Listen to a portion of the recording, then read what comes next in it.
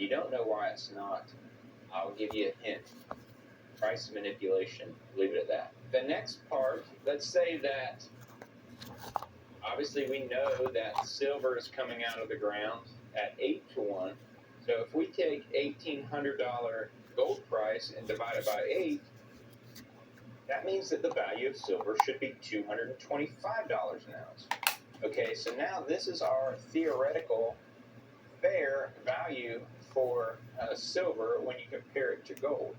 And you can see here, this is the gold and silver mine production ratio. So this is how much silver to gold is produced or has been produced since the 1840s, it looks like. And you can see here it was 30 to 1, and it came down to 4, 1860s, and jumped up here to, what is that, 26 to 1 in the 1900s, 1890s.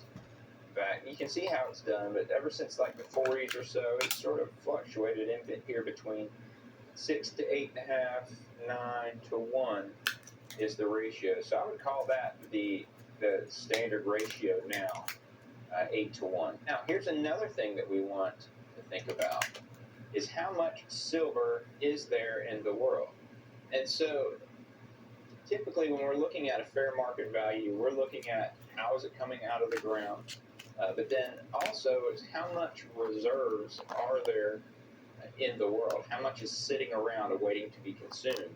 And the reality is, when you look at gold, gold is primarily an asset that is held to store wealth, store value, hedge against an inflating dollar, which, hey, by the way, we have an inflating dollar. But silver, although it has been used as money probably as long or longer than gold as far as creating silver coins, it's more divisible than gold into smaller increments. It's easier to trade and barter.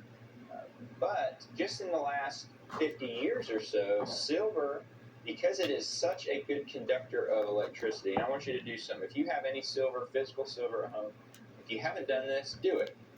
Get some of your silver out and take an ice cube and put an ice cube on your silver coin, silver bar, whatever you might have, and you'll notice that almost immediately that ice cube will start to melt. And it will melt, and then it'll stop melting.